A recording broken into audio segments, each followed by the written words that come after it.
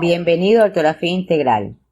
Este es el primer video de una serie en la que repasaremos todas y cada una de las partes elementales de la gramática española, con la característica de interpretar las diferentes denominaciones que, al ser diferentes dependiendo de la época, la región o la escuela de gramática empleada, son a menudo fuentes de confusión. Esta primera lección la dedicaré a los tipos de oraciones. La clasificación principal de las oraciones se hace en simples y compuestas. Las simples tienen un solo verbo. Las golondrinas anuncian la primavera, en comparación con las compuestas que pueden tener dos o más verbos. Haré mis maletas y me iré lejos. Haré e iré. Ahora bien, debes tener siempre muy presente verificar si estos dos verbos no forman una perífrasis verbal, dado que de ser así, la oración se considera simple. Por ejemplo, debiste llegar temprano es una oración simple porque debiste llegar es una perífrasis verbal. El verbo deber está funcionando como auxiliar del verbo llegar y estas combinaciones se tratan como un solo verbo. El segundo criterio importante en la clasificación de las oraciones es su condición de copulativas o predicativas. Pero esto no significa que sean un tercer o cuarto grupo, sino una clasificación diferente hecha desde otro criterio, en este caso por el tipo de predicado. Las copulativas, como su nombre indica, usan los verbos ser, estar o parecer como cópula o nexo entre el sujeto y el atributo. Por esta razón también se conocen como atributivas, ya que el núcleo de predicado es un adjetivo, o sea, una cualidad o atributo. Esa comida parece deliciosa. La casa estaba vacía. La ceremonia será sencilla. Deliciosa, vacía y sencilla son adjetivos que funcionan como atributos. Pero si estos mismos verbos no introducen atributos, sino complementos del verbo, se consideran oraciones predicativas. Esto no parece un accidente. Un accidente no es una cualidad. Supuse que estabas en camino. La ceremonia será en el teatro. En el teatro es un complemento circunstancial del lugar. Las oraciones predicativas son todas las que tienen un verbo conjugado y están acompañadas de complementos que prediquen lo realizado por el sujeto, de ahí su nombre. Dentro de las predicativas existen varias subclasificaciones que permiten oponer características que tienen estas mismas oraciones, es decir, que en su mayoría continúan siendo predicativas, pero a su vez también pueden ser transitivas o intransitivas, activas o pasivas, reflexivas o recíprocas y personales o impersonales. Veamos ahora en qué consisten estas clasificaciones. Transitivas o intransitivas.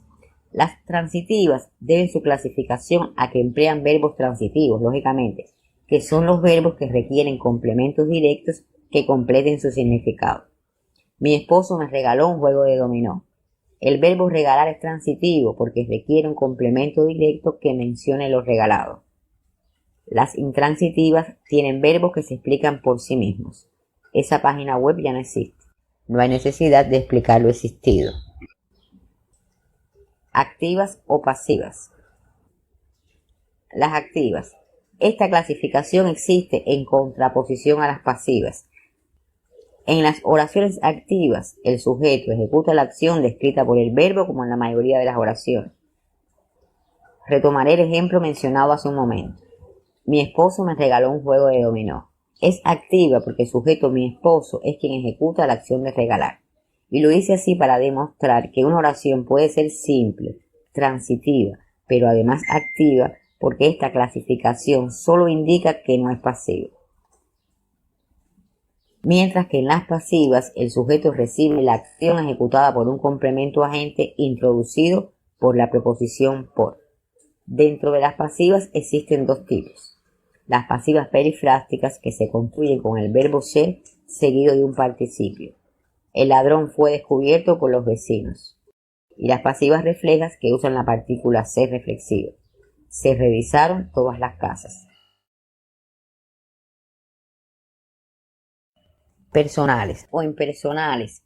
Las personales pueden tener un sujeto explícito pero también tácito, elidido u omitido. Estas tres palabras significan lo mismo. El partido comenzó tarde. Sujeto explícito. El partido.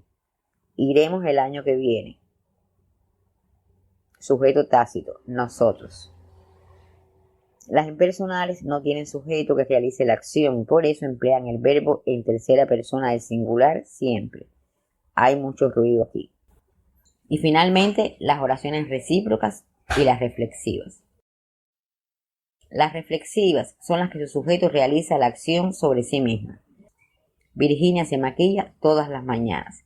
Virginia maquilla a Virginia. Las recíprocas se dan cuando la acción se produce de manera simultánea y mutua entre dos o más personas. Carmen y Carlos se conocieron en Mantilla. Y aquí es importante que no las confundas con las oraciones pronominales, que tienen una estructura similar, pero la diferencia es que en las pronominales la acción no es mutua. Por ejemplo, Carmen y Carlos se preocupan por sus estudios.